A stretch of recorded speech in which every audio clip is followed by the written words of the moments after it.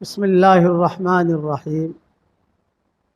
الحمد لله نحمده ونستعينه ونستغفره ونؤمن به ونتوكل عليه ونعوذ بالله من شرور أنفسنا ومن سيئات أعمالنا. من يهده الله فلا مضل له ومن يضلله فلا هادي له ونشهد أن لا إله إلا الله وحده لا شريك له ونشهد أن سيدنا ومولانا محمدا عبده ورسوله صلى الله عليه وعلى آله وأصحابه وبارك وسلم تسليما كثيرا كثيرا. أما بعد، فأعوذ بالله من الشيطان الرجيم. بسم الله الرحمن الرحيم. من عمل صالحا من ذكر أو أنثى وهو مؤمن فلنحيينه حياة طيبة ولنجزينهم أجرهم بأحسن ما كانوا يعملون. صدق اللہ العظیم. قابل احترام بھائیوں، دوستوں اور بزرگوں، قصہ چل رہا تھا امام احمد بن حنبل رحمۃ اللہ علیہ کا. کہ حضرت امام احمد بن حنبل رحمۃ اللہ علیہ نے دین کے لیے بہت قربانیاں دی. اس قربانی کا نتیجہ یہ ہوا کہ آج تک ان کا نام زندہ ہے. وہ تو مرمرا کر قبر میں چلے گئے، لیکن ان کے شاگرد، ان کے بیٹے، ان کی بیٹیاں، ان کے کتابوں سے فائدہ اٹھانے والے اب تک ساری دنیا میں موجود ہیں. امام احمد ایک جملہ یاد رکھنا، حق کی پرورش اللہ مخالف فضاؤں میں کرتا ہے. حق جو پلتا ہے وہ مخالف فضاؤں میں پلتا ہے. سارے حالات مناسب اور حق پہلے یہ نہیں ہوتا. سب سے زیادہ نامناسب حالات حضور صلی اللہ علیہ وسلم پر آئے. اس کے بعد جیسے ان کے ماننے والے تھے ان پر آئے. عبداللہ ابن مبارک پر نامناسب حالات آئے، امام بخاری پر نامناسب حالات آئے، امام احمد ابن حنبل رحمۃ اللہ علیہ پر نامناسب حالات آئے، امام مالک پر نامناسب حالات آئے، امام ابو حنیفہ پر نامناسب حالات آئے. جیل میں تھے امام صاحب، جس کا ہم اقتدا کرتے ہیں امام ابو حنیفہ کا. امام ابو یوسف جو ہے ان کے شاگرد تھے امام ابو حنیفہ کے. امام ظفر پر نامناسب حالات آئے. جو بھی کام کرتا رہے گا تو اس پر کچھ نہ کچھ حالات آئیں گے. کبھی کیا ہوگا کہ بیماری آ جائے گی، کبھی خدا نہ خدا کیا ہوگا گھر میں نامناسب حالات آئیں گے. لیکن اللہ کے لیے کرے، یہ ہے.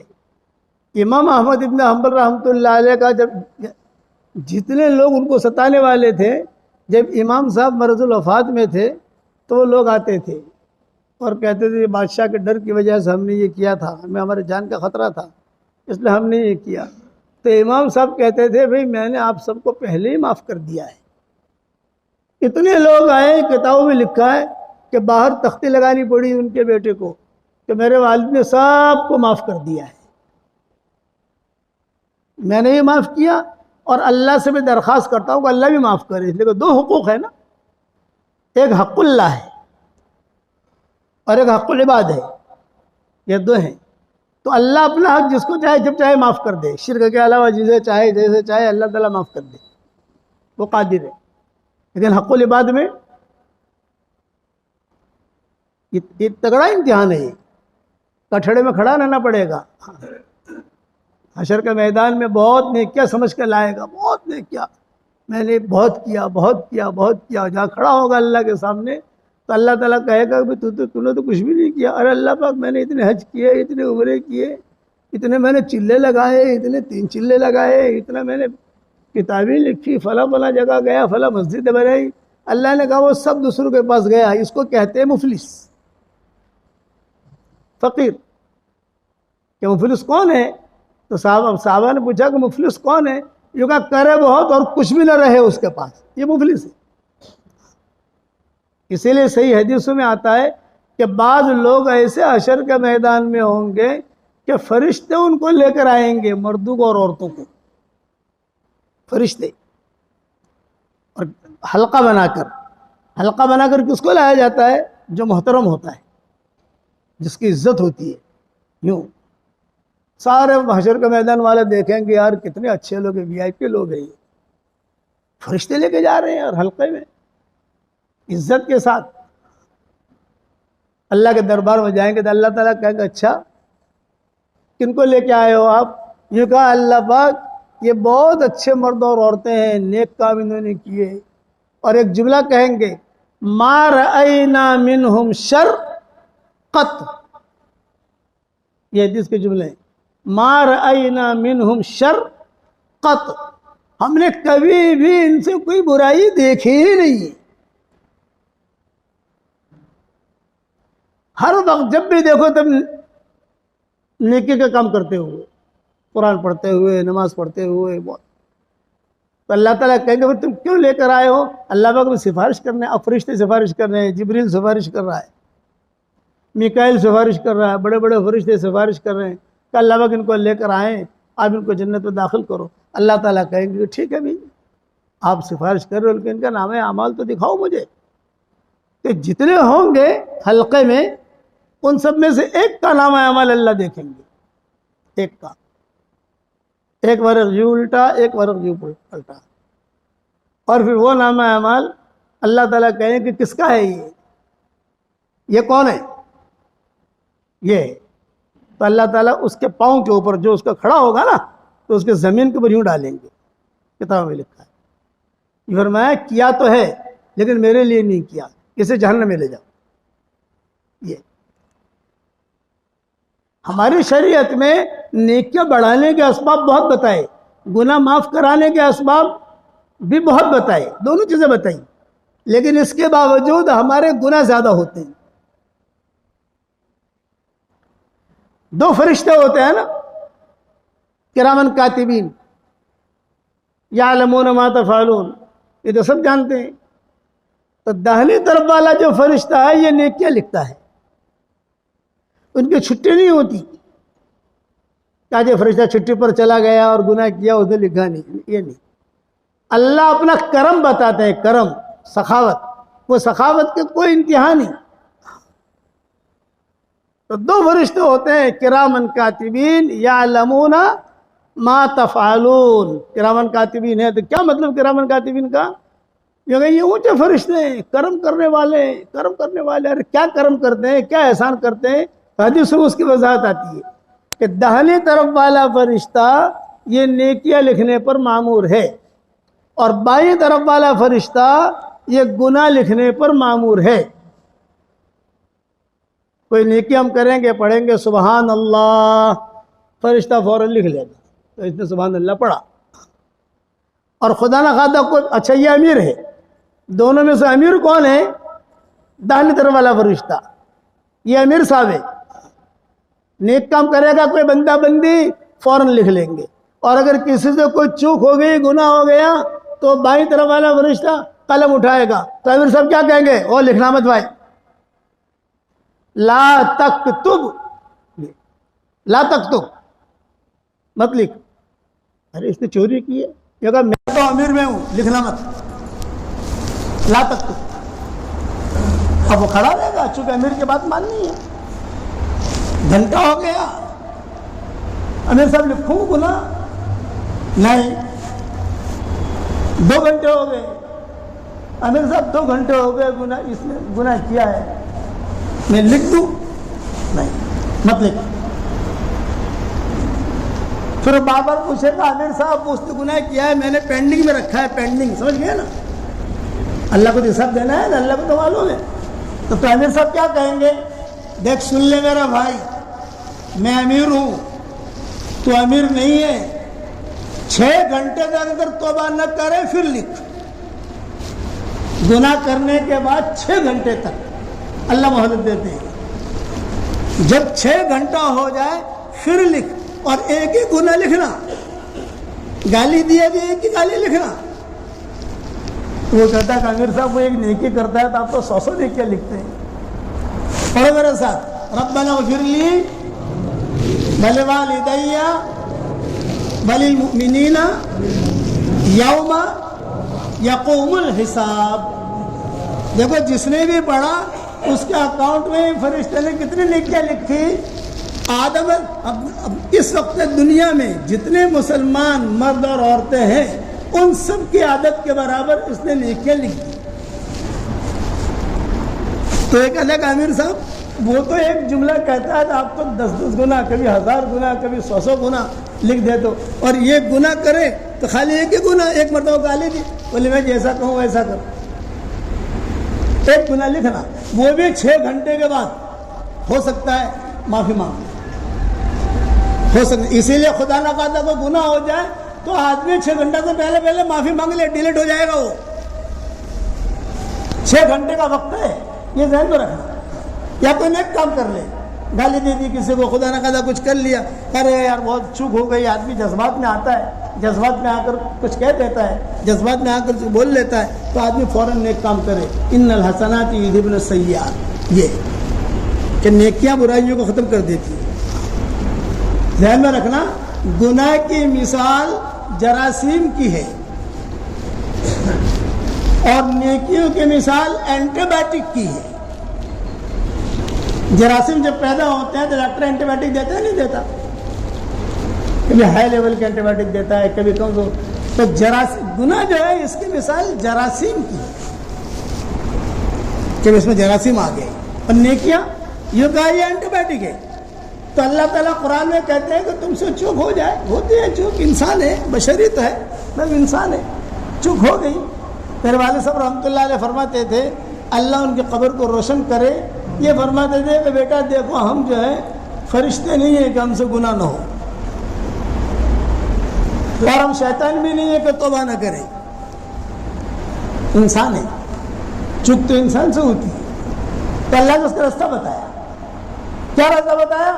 کہ یہ امیر صاحب کو کہہ دیا کہ وہ لکھے نہیں، 6 گھنٹے کا ٹائم ہے.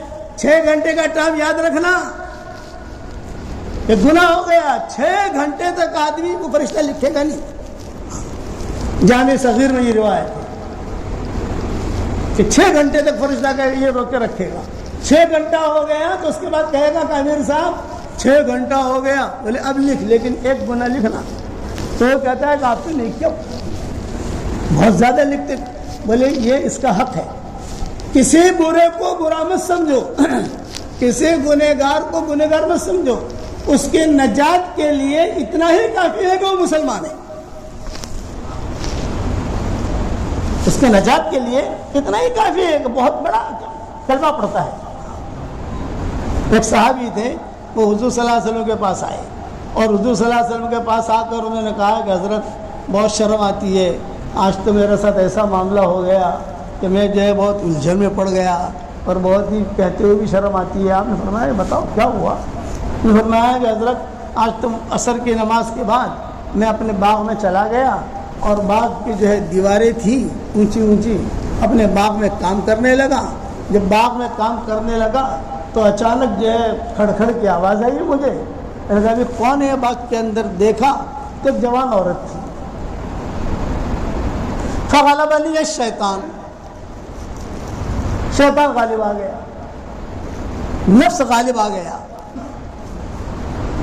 میں چلا گیا وہاں جا کر سب کچھ میں نے اس سے کیا جو شوہر اپنی بیوی سے کرتا ہے، سوائے صحبت کی. صحبت نہیں کی، باقی سب کچھ کیا. اور مغرب کی اذان ہوئی مسجد نبوی میں بھاگا جو ہے وہ چھوڑ چھاڑ مسجد نبوی میں آ گیا آپ کے پیچھے، اور ابھی یہ گناہ کر کے آئے ہیں اور یہ میں کسی کو بتا بھی نہیں سکتا. آپ اللہ کے نبی ہیں اس لیے میں نے آپ کو بتا دیا. تو آپ نے جواب کیا دیا؟ حضور کا جواب سنو. آپ نے فرمایا آپ نے میرے ساتھ مغرب کی نماز پڑھی؟ ہاں مغرب کی نماز پڑھی میں نے. اس کے بعد کی جو آدمی نماز کی پڑھنے کے بعد ذکر بھی کرتا ہے، سبحان اللہ بھی پڑھتا ہے، آیت الکرسی بھی پڑھتا ہے، جو وظائف ہے وہ پڑھتا ہے، سارے کام کیے؟ فرمایا ہاں. بولے قرآن کی آیت نازل ہو گئی، قرآن کی آیت نازل ہو گئی، تم سے چوک ہو گئی، تمہیں احساس ہوا. خطرناک آدمی کون ہے بتاؤں؟ جو ہلاک ہو جاتا ہے، جس کے بچنے کا چانس نہیں. کہتے ہیں کہ لاسٹ اسٹیج کا کینسر ہے، اب اس کے بچنے کا چانس نہیں. تو روحانی اعمال میں سب سے خطرناک مرد اور عورتیں وہ ہوتی ہیں جو گناہ کرتے ہیں اور پھر اس پر دادا گیری کرتے ہیں، پہلے گناہ پر قائم رہتے ہیں، اس کو گناہ نہیں سمجھتے ہیں. ان کے بچنے کی صورت بہت کم. اللہ تعالیٰ کو غیرت آتی ہے. ارے یار اتنا، ہمارے گجراتی میں مثال ہے، کہتے ہیں ہمارا وہاں عبد الرحمان صاحب خریاس نے اللہ ان کی قبر کو نور سے منور فرمائے، میں دیکھا بات پچو جو ڈوڑا کا ترے سے یہ کہتے تھے ان کو. آج ہم جب چھوٹے ان کے پاس پڑھتے تھے، میں نے قرآن کا ترجمہ ان سے پڑھا ہے. ابھی بیمار، کافی بیمار ہیں، اللہ ان کے عمر برکت دے آتے ہوتا. میں جب بھی علاقے میں جاتا ہوں تو بہت اہتمام سے ان کے پاس جاتا ہوں ملنے کے لیے. جب ملنے کے لیے جاتا ہوں تو وہ بھی جملہ کہتے ہیں، میرے شاگرد میں سے آپ ہی ایک ایسے شاگرد ہیں جو مجھ سے ملنے کا اتنا اہتمام کرتے ہیں. لیکن جہاں جاتے ہیں وہاں کچھ نہ کچھ پروگرام ہوتے ہیں، کہیں جانا کہیں آنا، کہیں جانا کہیں آنا، کہیں جانا کہیں آنا. اس میں ٹائم نکالتا ہوں کہ نہیں بھائی جانا ہے وہاں کاکو سی حضرت سے ملنا ہے، دوپہر کا کھانا وہاں کھانا ہے، دوپہر کا کھانا وہاں کھاتے ہیں، پھر جہاں جانا نکل جاتے ہیں. اور ہر وقت کا ہمارا معمول یہ ہے. تو یہ کہتے تھے کہ آدمی گناہ کرتا ہے اور پھر سینہ زوری کرتا ہے، وہ خطرناک. تو حضور صلی اللہ علیہ وسلم نے صحابی سے کیا کہا؟ میرے پیچھے مغرب کی نماز پڑھی تو حضرت پڑھی، تو آپ نے قرآن کی آیت پڑھی. ابھی ابھی قرآن کی آیت نازل ہوئی ہے، ان الحسنات یذھبن السیئات. نیکیاں گناہوں کو مٹا دیتی ہیں، نیکیاں پاورفل ہوتی ہیں. گناہ اور نیکیاں دونوں کو سامنے کھڑا کرو تو وزن کون ہوگا؟ کیونکہ نیکیاں. وَمَن يَقْتَرِفْ حَسَنَةً نَزِدْ لَهُ فِيهَا حُسْنًا. کوئی آدمی ایک نیکی کرے گا، وہ دوسری بہن کو بھی لے آتی ہے، توفیق ملتی ہے. آپ سمجھے توفیق ملتی ہے کہ چل تو بھی آ جا، تو بھی آ جا. ایسے نیکیاں جمع ہوتی ہے. تو یہ جو فرشتہ ہے کرامن کاتبین میں داہنی طرف والا، یہ امیر صاحب ہے. اس کا آرڈر ہے کہ 6 گھنٹہ اس نے گناہ کیا، گالی دیے، 6 گھنٹے تک معافی نہ مانگے تو جو ہے 6 گھنٹے کے بعد پھر لکھ دو. اور یہ کیا لکھنا؟ اور یہ کتنا لکھے گا؟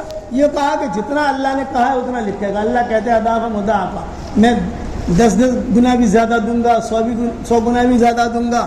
واللہ یضاعف لمن یشاء. اللہ تعالیٰ جس کو چاہے جیسے بڑھاتا رہے گا. اس کا 6 گھنٹہ یاد رہے گا بھائی؟ ارے بتاؤ تو صحیح یار. 6 گھنٹہ اتنا یاد رکھنا تو پورا مضمون سمجھ میں آ جائے گا. چوک ہو گئی 6 گھنٹے تک وہ لکھے گا نہیں. 6 گھنٹے بھی آپ کے معافی. 6 گھنٹہ تو بہت ہوتا ہے بھائی. 6 گھنٹہ تو کوئی کام کرنے کے لیے بہت زیادہ ہوتا ہے. آدمی چوک ہو گیا تو 2 کام کرے آدمی. ایک کوئی نیکی کر لے، جلدی جلدی وضو کر لے، جلدی جلدی قرآن شریف پڑھ لے، جلدی جلدی سبحان اللہ پڑھ لے، الحمدللہ پڑھ لے، کلمہ پڑھ لے. اور سب سے بہترین نیکی ہے کہ آدمی سورہ اخلاص پڑھ لے. سورہ اخلاص کو سورہ اخلاص سے اللہ تعالیٰ کو بہت محبت ہے.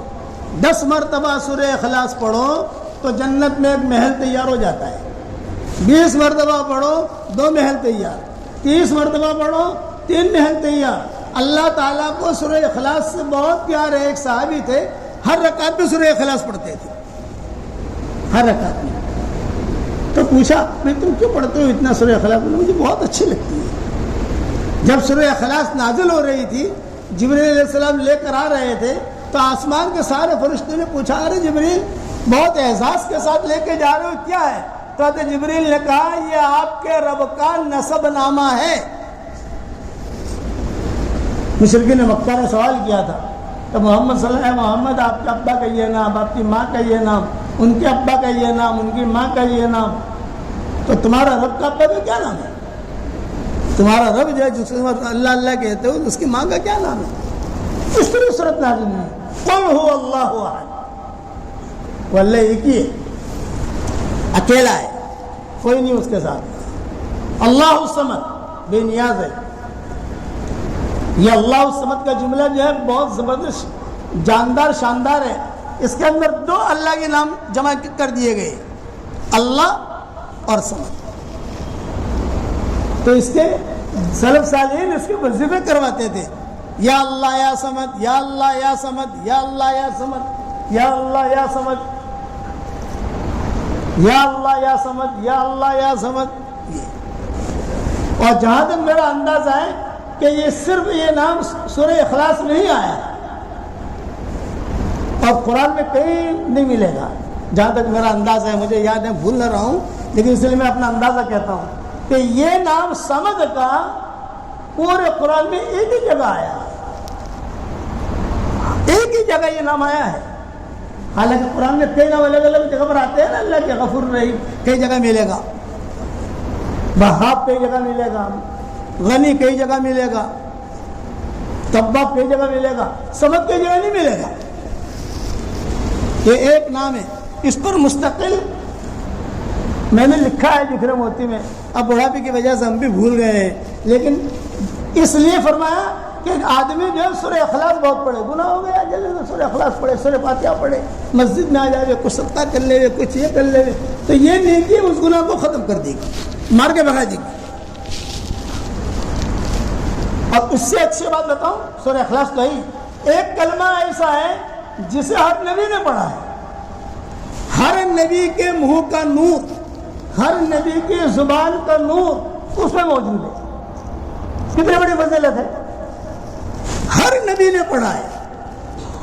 میں سورہ اخلاص ہر نبی نے نہیں پڑھی، سورہ فلق سورہ ناس ہر نبی نے نہیں پڑھی، تو بعد میں نازل ہوئی، لیکن ایک کلمہ ایسا ہے جسے آدم علیہ السلام کے زمانے سے لے کر حضور صلی اللہ علیہ وسلم تک ہر نبی کی زبان سے اللہ نے نکلوایا ہے، پڑھو پڑھو، تو ہر نبی کی زبان کا نور ملا نہیں ملا، اس کو اس کے منہ کا نور ملا نہیں ملا۔ آپ کو سکھا دوں بھائی، پڑھو میرے ساتھ، لا الہ الا اللہ وحدہ لا شریک لہ لہ الملک وَلَهُ الْحَمْدُ وَهُوَ عَلَى كُلِّ شَيْءٍ قَدِيرٌ۔ ہمارے ماحول میں چوتھا کلمہ کہتے ہیں، حدیث میں چوتھا کلمہ نہیں کہتے، چوتھا کلمہ ہم نے بنایا ہے، چوتھا کلمہ، تیسرا کلمہ، پہلا کلمہ، یہ کلمہ، یہ کلمہ، یہ جملے آپ کو حدیث میں اوپر نہیں ملیں گے، لیکن سمجھانے کے لیے لوگوں کو کہ بھی چلو یہ ہے، یہ کلمہ ہے، ہر نبی کو پڑھایا ہے اللہ نے۔ علماء نے لکھا ہے کہ اگر اس کلمے میں کتنی معرفت کے خزانے ہیں اور کتنی برکتیں ہیں، یہ اگر کسی کو پتہ چل جائے تو صبح سے لے کر شام تک آدمی یہی کلمہ پڑھتا رہے۔ کتنا گہرا سمندر ہے اس کلمے کے اندر۔ اسی لیے کہتے ہیں کہ آدمی فجر کی نماز کے بعد، مغرب کی نماز کے بعد بیٹھے بیٹھے 10 مرتبہ پڑھ لے، بعض حدیث میں 100 مرتبہ آتا ہے، اور اب تو ایک حدیث ملی کہ 1 مرتبہ پڑھ لے، کوئی بات نہیں، چلو 1 مرتبہ پڑھ لو، یہ بھی ایک حدیث مجھے مل گئی، یہ 10 مرتبہ نہیں پڑھ سکتے ہم لوگ، مشغول ہیں۔ تو میں قصہ سنا رہا تھا امام احمد بن حنبل کا، اور یہ مضمون شروع ہوا، 6 گھنٹہ یاد رہے گا بھائی، 6 گھنٹہ، اور کوئی اگر حوالہ مانگے تو کہنا ہے امام سیوطی نے لکھا ہے، کیونکہ میں ابھی اس پر بحث کیا اس کی تحقیق کر رہا ہوں، سبق بنا رہا ہوں، تو حوالے یاد رہتے ہیں، تو پرسوں آپ پوچھے گا تو میں بھی بھول جاؤں گا۔ 6 گھنٹے تک رکا رہتا ہے فرشتہ کاغذ قلم لے کر، اور یہ گناہ کرتا رہتا ہے یہ آدمی، تو پوچھتا جا رہے ابھی تو 6 گھنٹے میں نہیں ہوئے، 6 گھنٹے پتہ نہیں کتنے گناہ کر دیے اس نے، لکھنا تو اس کو ہے نا۔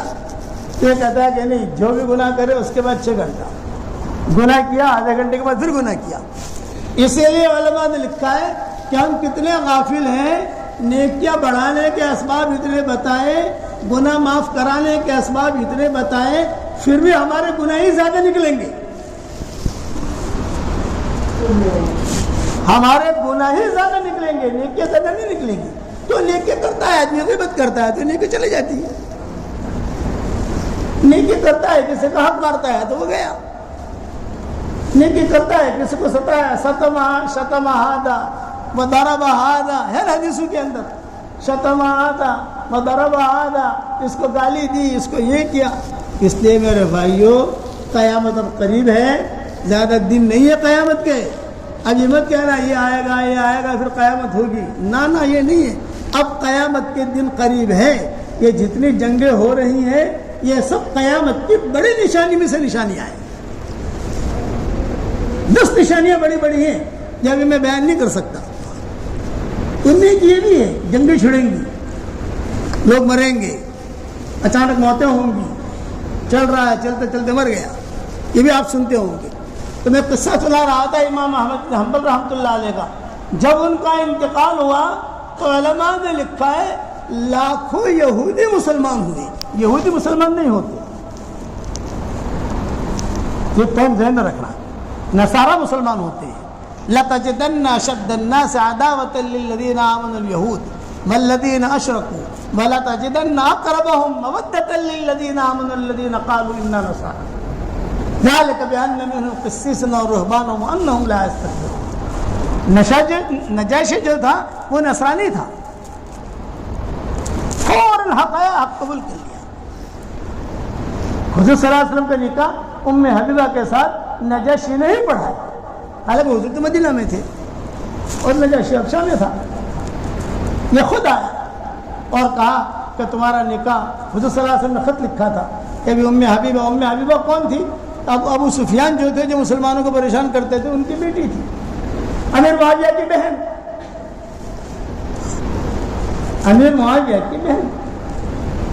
تو یہ کہتی، یہ حضور نے کہا تھا کہ تم کرو، تو یہ نجاشی تھا. یہ جب تک قرآن پڑھا جاتا تھا، نجاشی جو تھا نصرانی تھا، جب تک قرآن پڑھا جاتا تھا، حضرت جعفر نے جب ان کے سامنے سورۃ مریم پڑھی، کہا ہا یا انسان ذکر رحمت ربک عبدہ زکریا، جہاں شروع کیا کاف ہا یا عین صاد ذکر رحمت ربک عبدہ زکریا اذ نادى ربه نداء خفيا قال رب إني وهن العظم مني واشتعل الرأس شيبا ولم أكن بدعائك رب شقيا. یہ جو آیت پڑھنی شروع کیا تھا جعفر نے، وہ وہیں بیٹھے بیٹھے اس کا جو تاج تھا وہ تاج زمین پر ڈال دیا اور رونے لگا ہچکیاں مار کر. بولے کہ یہ وہی قرآن ہے جو عیسیٰ علیہ السلام اور موسیٰ علیہ السلام لے کر آئے تھے، یہ وہی چیز ہے. حضور نے کہا میرا نکاح پڑھا دو ام حبیبہ کے ساتھ. یہ ام حبیبہ کے پاس آئے اور کہا آپ کا پیغام آیا. ام حبیبہ وہیں تھی، آپ کا پیغام آیا ہے. تو ام حبیبہ نے کہا کس کے ساتھ؟ جو کہا حضور صلی اللہ علیہ وسلم کے ساتھ. ہاں میں تیار ہوں. چنانچہ ان کی دلہنوں نے سب ام حبیبہ کو تیار کیا اور یہ نجاشی نے نکاح پڑھایا. مہر بھی حضور کی طرف سے انہوں نے ادا کیا. نجاشی نے، یہ نصرانی تھے. نصرانی کے اندر تھوڑا نرما ہوتا ہے، نرم ہوتے ہیں. مکہ مکرمہ میں نصرانی تھے، مدینہ منورہ میں یہودی تھے. وہ سب وہاں سے چکے نکالے گئے، بنو نذیر، بنو قینقاع. چل بعد میں پورا کر لیں، مضمون لمبا ہے. آئندہ جمعہ کو نہیں ہے، آئندہ جمعہ نہیں ہے، پھر ایک جمعہ ہے، پھر سفر نہیں.